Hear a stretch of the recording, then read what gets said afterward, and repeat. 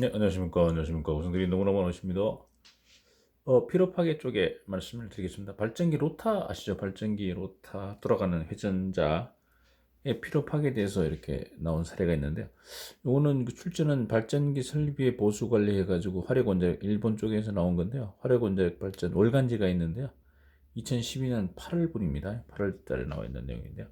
보시면 발전기 로타는 운전 온도가 낮아 열화에 의한 재력이 일어나는 거예요. 그다음에 수소 냉각으로 계속 냉각이 되고 있지 않습니까? 그래서 온도는 낮다. 그러나 회전 중에 로타 샤프트에 응력이 가장 높은 계수가 코브 중심공 근방이다 이렇게 됐습니다. 코브 중심공 근방. 현재와 같은 고도의 제조 기술이 확립되어지지 않았던 시대에 제조되어지는 로터 샤프트 재료에 있어서는 이게 중심공 근방은 재료기람을 포함하기 가장 쉬운 개수이기도 하다 이렇게 돼가지고 간단히 그리면 이렇게 축이 있으면요, 회전자 축이 있으면 중심공이 이렇게 뚫려 있습니다. 이렇게 이쪽에서 보시면 이렇게 된 거죠. 중심공 구멍이 뚫려 있죠. 구멍이요. 왜냐하면 이걸 이제 주조할 때 어떤 형틀에다 부으면 주조를 하면 바깥쪽이 먼저 응고되잖아요. 응고되면서 쫙 들어올 텐데 그럼 응고되니까 불순물들이 중간에 다 모입니다. 이물질 같은 거. 그래서 이걸 드릴로 해서 빼냅니다. 이물질이 안에 있고 불순물 공간들이 있으면 뭐 기공이라든가 있으면 얘가 크랙이 시작이 될 수 있으니까 그래서 중심공을 뚫었다 그런 얘기잖아요. 그래서 최신의 비파검사법에 의한 결함의 유무를 확인하고 안전성을 평가해 줄 필요가 있다. 운전연수 15년 이상, 운전시간 10만 시간 이상의 발전기에 대해서 실시하는 것이 바람직하고요. 점검 결과 중심공 근방의 결함이 발생된 경우는 최근에 비파계 각적수법에 의해 수용평가를 수행해서 필요에 의해서 그라인더부 이렇게 갈아내는 거죠. 처치로 수행한다. 이걸 어떤 장비 또는 프로그램을 통해서 수명을 예측하는 거죠. 몇 년 정도는 버틸 수 있다. 그다음에 이걸 이제 그라인딩으로 할 거냐 아니면 교체를 할 거냐 이런 것들 할 수 있다는 얘기죠. 예, 그런 게 있고요. 좀 그림이 좀 작은데요. 보시면 터빈 발전기의 경련 열화 요인과 트러블 이해해 가지고요. 그러니까 경련적이란 말은 이제 시간이 지나면서 품질이 저하되는데 성능 저하, 강도 저하 이렇게 나눌 수 있고요. 성능 저하는 환경 변화라든가 운전 조건의 변화가 있고 마모가 있고요. 그리고 이것은 이제 배아량 손상, 냉각기 성능 해저, 출구 단자 부의 과열 뭐 이런 게 있고요. 강도 저하 보시면 요인에서 기동 정지에 의한 저사이클 피로. 그러니까 보통 고사이클 피로, 저사이클 피로 이렇게 하는데 보통 일반적으로 하나로 얘기하면 한 10의 4정. 그러니까 만 번이죠, 만 번.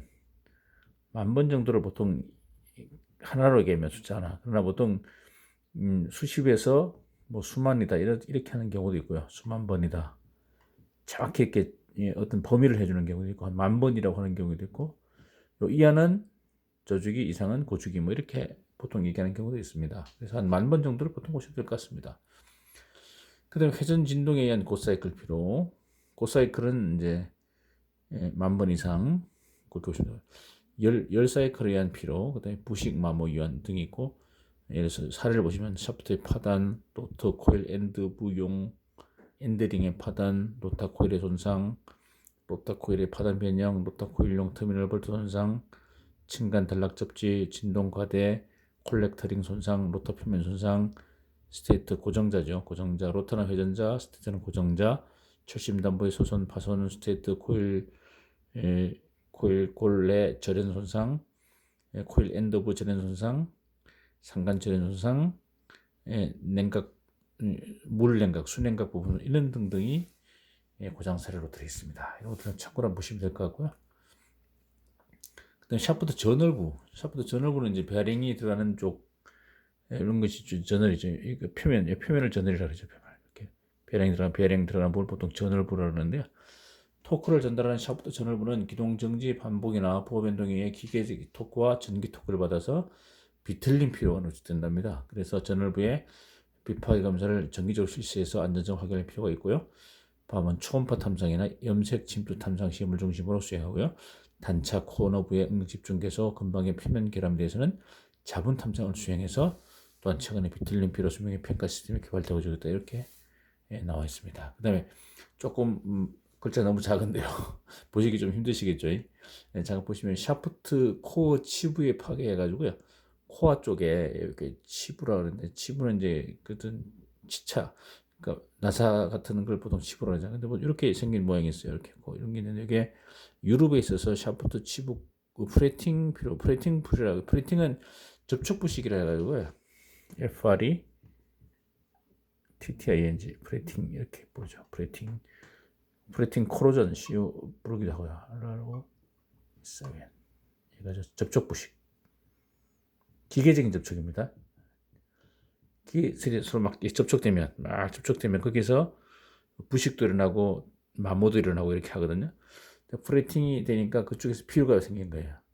균열이 시작됩니다. 피로 초생 처음에 크랙이 성장이 돼가지고 처음에 프레팅 피로에 의한 그러니까 반복이니까 여기도 마찬가지 표면에서 크랙이 발생됐고 요게 성장이 되고 요거 알부 주위에 빠른 피로가 일어나면서 고사이클 피로에 의한 크랙의 진전이 되고 이렇게요. 그다음 5번 치부 부분까지 진전되고 그다음에 그죠 치부 부분까지 진전되고 샤프트 바디 브로의 진전 이렇게 되어 있습니다. 그래서 최근 주목되고 있는 로타 샤프트 경련혈의 하나로 샤프트 코어 치부의 프레팅에 필요가 있다. 유럽에서는 그림 10에 나타낸 것 같이 샤프트 코어 치부의 폴 스폿 웨지에 의한 프레팅 피로 그렇게 발생되고 일부의 크랙은 샤프트 단면의 거의 절반에 도달한 예가 보고되어지고 있답니다. 그래서 프레팅 피로를 야기하는 제인자는 상대 미끄럼, 접촉 면압, 반복 응력, 평균 응력, 반복 속도,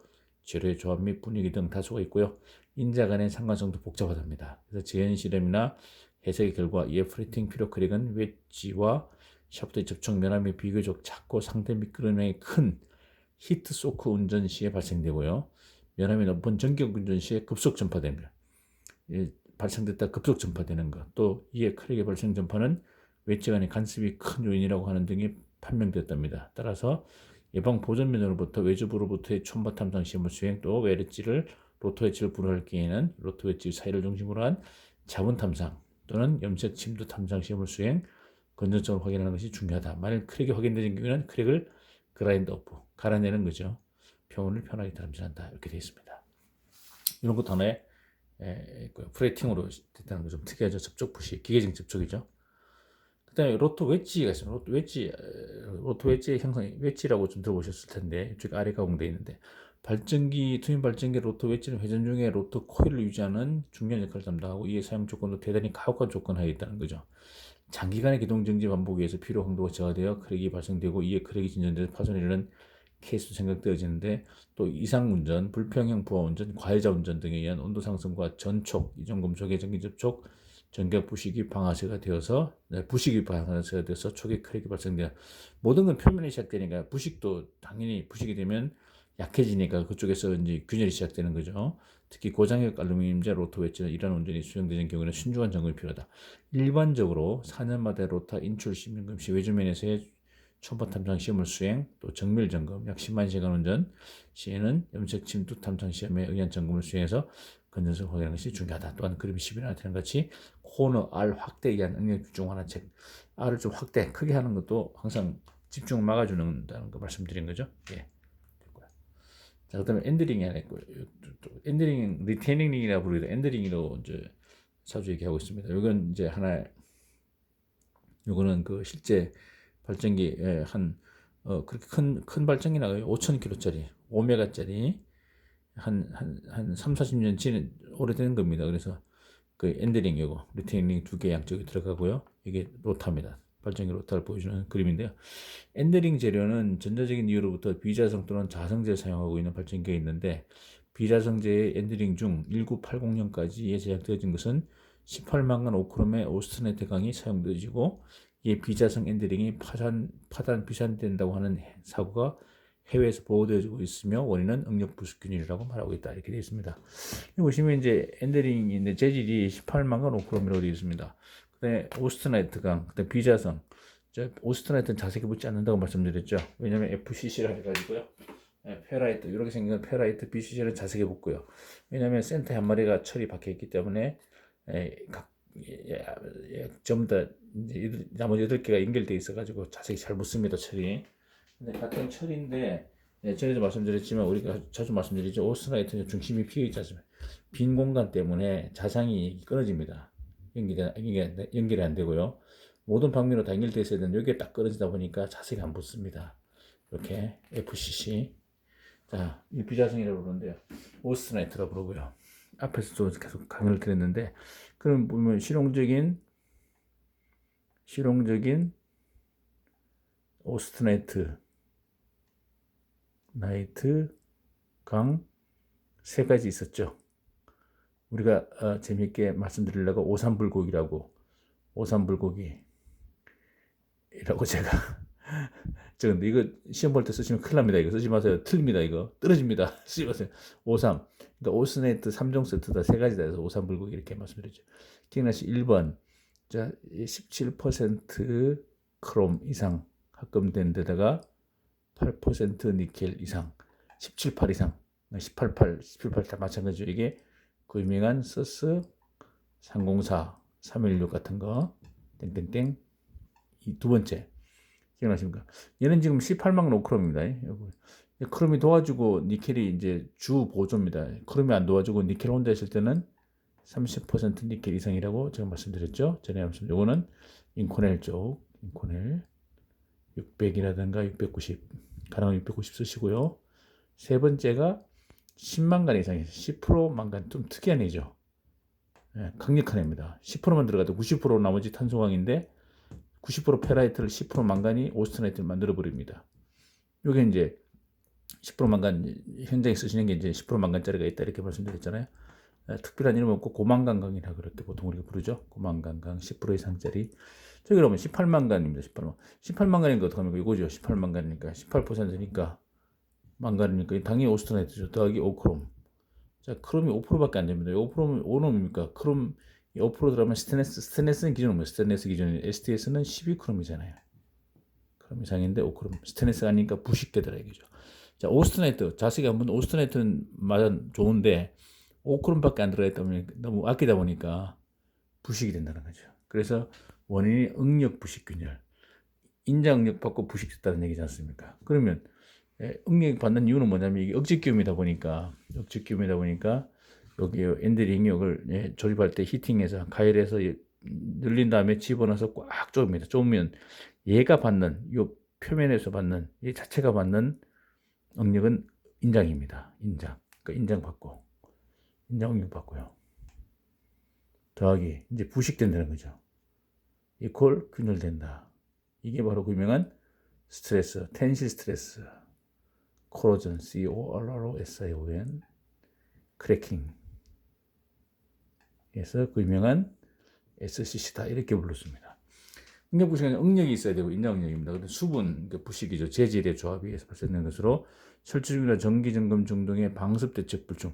설치할 때 운전할 때는 거의 수분이 없잖아요. 왜냐하면 거기에 수소가 들어가서 냉각하니까 거의 수분은 없다고 보시고 설치할 때, 조립할 때 또는 정기 점검 중에 한 뭐 30일 내지 40일 내지 50일째 이렇게 분위기해 놓지 않습니까? 그때 부식이 된다는 거죠. 방습대책 불충분에는 결로와 수분 부착이 있으면 응력 부식 기준이 발생된다. 따라 장기간의 정지 시에는 기내의 가스, 요 안에서 가스 온도가 노점 이하가 되지 않도록 유지한다든지 개방 점검 시에는 엔드링의 방습대책이 중요합니다. 통상 엔드링의 주요 온도보다 몇 도 정도 높게 하는 것에 의해서 결로를 막아야 됩니다. 그래서 온풍기 하든가 히터 또는 램프를 켜가지고 온도를 높여서 이렇게 비닐을 씌워놓고 온도를 높여서 결로가 되지 않도록. 이거 보시면 안에도 지금 부식이 돼서 까맣게 부식된 게 보이시죠?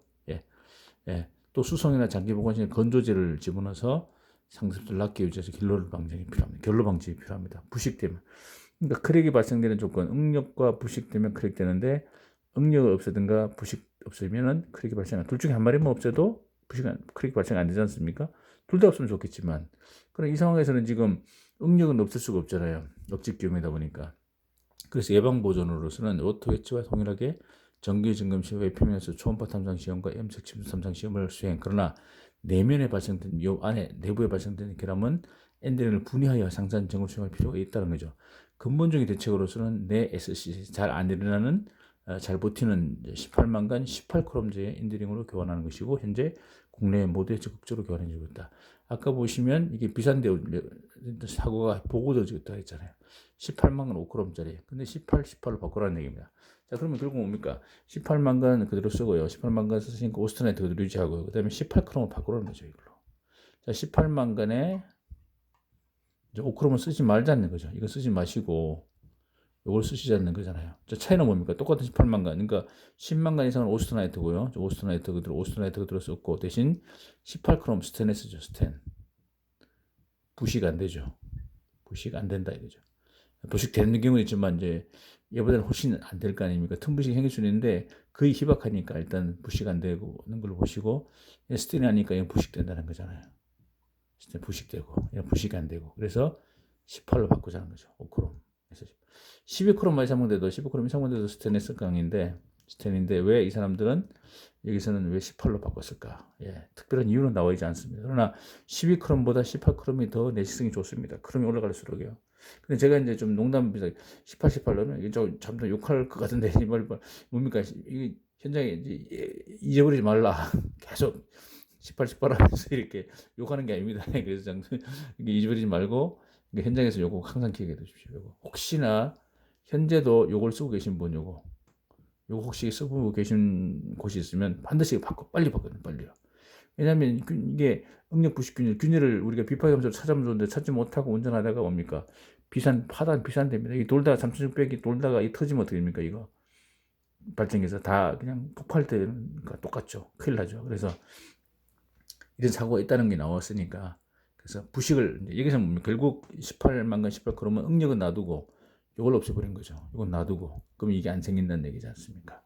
그래서 18로 바꿨다는 거 그래서 좀 우리가 좀 기억해 두시면 좋고요. 그래서 발전기 혹시 가지고 계신 분들 운전하시는 분들 계시면 당장 내일이라도 발전기 로타 리테일링의 재질이 뭐냐 확인하고 18 오다.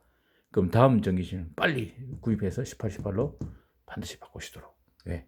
비파괴 검사로 균열을 찾기 쉽지는 않습니다. 100% 찾기는요. 예. 놓치면 1% 놓쳐서 나중에 사고 나면 안 되니까요. 자, 여기는 좀 더 작은데요. 터빈 발전기 구성 부품의 보수 관리 예에 나왔는데요. 너무 작기 때문에 간단히 말씀드릴게요. 로터, 샤프트, 로터는 점검 부위가 샤프트라는 걸 웨지, 엔드링, 극간 접속, 동대, 로터 코일이 있는데 점검 항목은 중심공 비파괴 검사 점검 있고 전월부 비파괴 점검, 코어 치부 비파괴 점검, 비파괴 다 해야 됩니다. 외관, 절연제약, UT, MT, VT, UT는 울트라, 그러니까 초음파, 요거는 마그네틱, 그다음에 유관이죠, VT. 근데 만약에 자 MT 마그네틱, 자 오스트네트는 자세히 안 보기 때문에 MT 안 됩니다, 이거 맞죠? 예. 그러니까 스테이터 고정되는 스테이터 코일이라든가 스테이터 웨지, 스테이터 철심, 베어링은 베어링 메탈, 냉각기는 냉각관 내부 수질, 보조기기는 밀봉유 펌프라든가 이런 것들, 전원 진단이라든가 외관 누설 이런 거, 그다음에 휘파이 검사 방법, 이완 상태, 경영 관리 이런 것들로 해서 저 사이클 피로 및 고속할 항목 보시면 결합 균열 및 전전, 비틀린 피로, 프레팅 피로, 피로 및 그리프는 고온이잖아요. 그다음 응력 부식 균열, 저 사이클 피로, 엔드링 여기 나왔죠. 비파괴 점검 요거. 근데 UT 이게 MT가 빠지죠. UT, PT, VT잖아요. MT를 안 하는 이유가 뭡니까? PT로 바꾼 이유가 염색 침투로 간 이유가 MT는 자체가 안 붙으니까 MT가 안 되는 거죠.